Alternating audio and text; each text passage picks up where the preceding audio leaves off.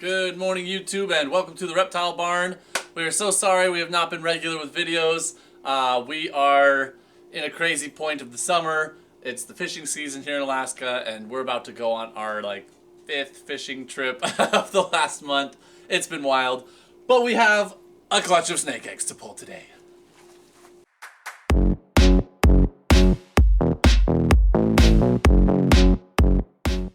So this little guy is a champion.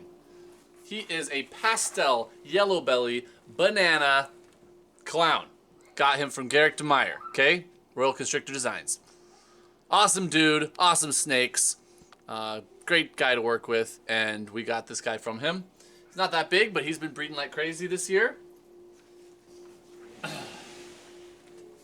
And the female is a visual Lavender Albino that we actually hatched here at the Reptile Barn years ago.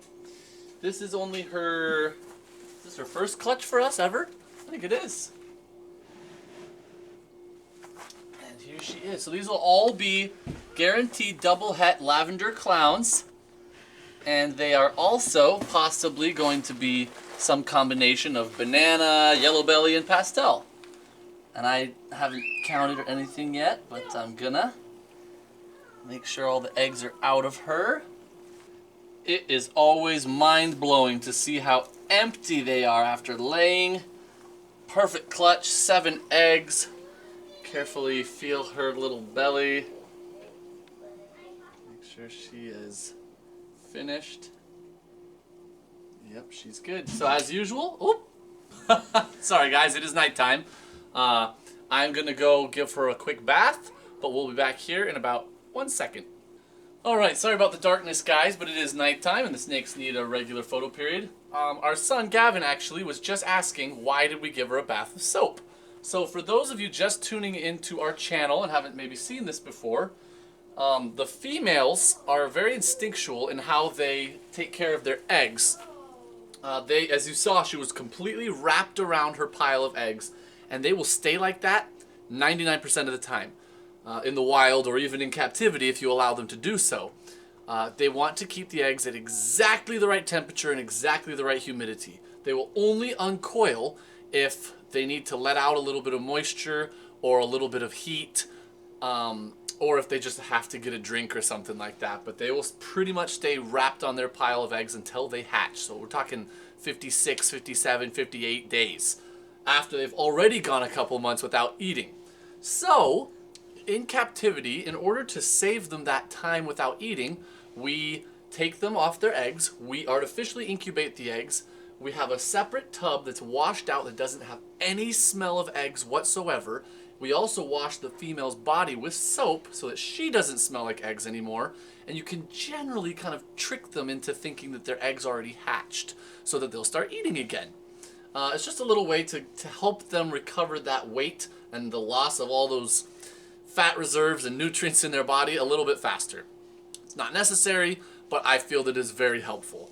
And we want to take the eggs anyways because generally an incubator is going to be even more accurate and a little bit more, a higher percentage of the eggs are going to survive if you use an incubator as opposed to just letting the mom do it. So I'll put her back in this tub that we already had prepared. It's clean, fresh water, fresh bedding. She can go in there and rest from her long day of egg laying. Look at this beautiful snake, by the way. My goodness, Lavender Albinos, just on their own, are exquisite. I wish the lights were still on, but beautiful combination. This coloration on a clown pattern, whoo! Oh, so awesome. And with pastel and yellow belly on top, honestly, I don't care about the banana so much in this particular combination. Love the gene, but I don't need it in this combo. Really, what we would hope for at the end of the day would be a pastel yellow belly lavender clown. That, wow. But we're years off from that. So, have an egg box prepared. This is just soaked not vermiculite. We're actually using perlite this time because we're out of vermiculite. Perlite works just fine, especially with the method we use. So this is just light diffuser panel. We set that on top so that the eggs are not touching the wetness of the water. We don't want the shells of the eggs to be wet. They will mold, they will wick up too much moisture, and you can sometimes drown your babies. but you do want them to have super high humidity. So the soaked substrate allows for high humidity, but the separation with this dry light diffuser panel allows them to not get too wet. So I will go ahead and gently place them in there. Just so you know, the eggs have some sort of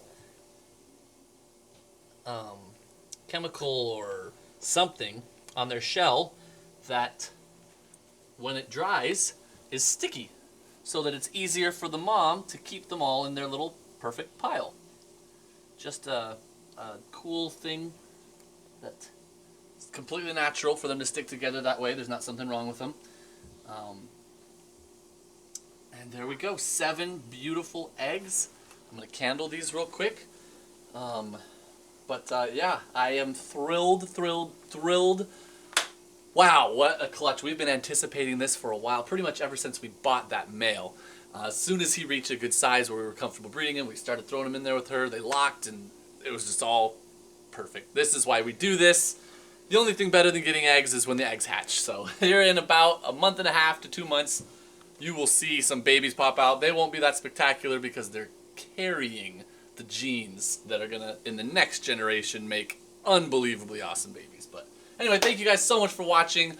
Very excited to get eggs again. We have at least 2 more females to lay still. There's actually a couple females still looking like they might ovulate, but at least 2 more times this year we will pull eggs. So thank you so much for watching. Until next time, we're the Reptile Barn.